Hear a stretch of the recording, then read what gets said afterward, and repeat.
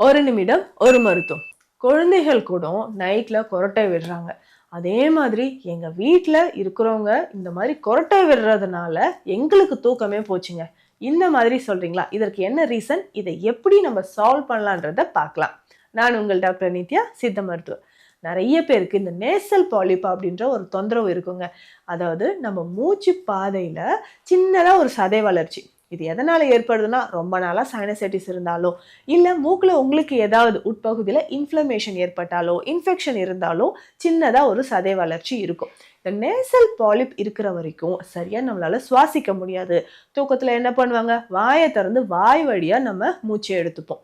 இது குழந்தைகளுக்கு கூட இப்பல்லாம் நடக்குதுங்க. நெறைய குழந்தைகள் மூச்சு விடவே சிரமமா இருக்கு. தூக்கத்துல குரட்டை சத்தம் வருது அப்படின்னு சொல்லுவாங்க. நேசல் பாலிப் இருந்ததுன்னா நெறைய பேருக்கு சைனசைட்டிஸ் தொந்தரவும் இருக்கும். இதற்கு என்ன பண்ணலாம்னா, நசிய முறைகள் சித்த மருத்துவத்துல இருக்கு. நசிய முறைகள்லாம் ஒண்ணும் இல்லைங்க.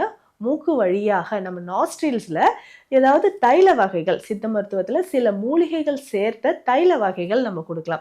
அணு தைலம், கருநொச்சி தைலம், சுக்கு தைலம், இந்த மாதிரி தைல வகைகள் இதற்கு பயன்படுது. அதே மாதிரி புகை மருத்துவம் அப்படின்னு சொல்லுவோம். சில மூலிகைகளை போட்டு புகை அதிலிருந்து வரக்கூடிய புகையை நம்ம சுவாசிக்கிறோம். மைல்டா பார்த்தோம்னா மஞ்சள் கொம்போ இல்ல மிளகோ லேசா சுவாசிக்க செய்யலாம்.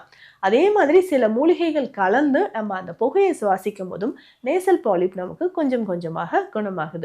இந்த மாதிரி பயனுள்ள மருத்துவ தகவல்களுக்கு நம்ம பேஜை ஃபாலோ பண்ணுங்க. நன்றி.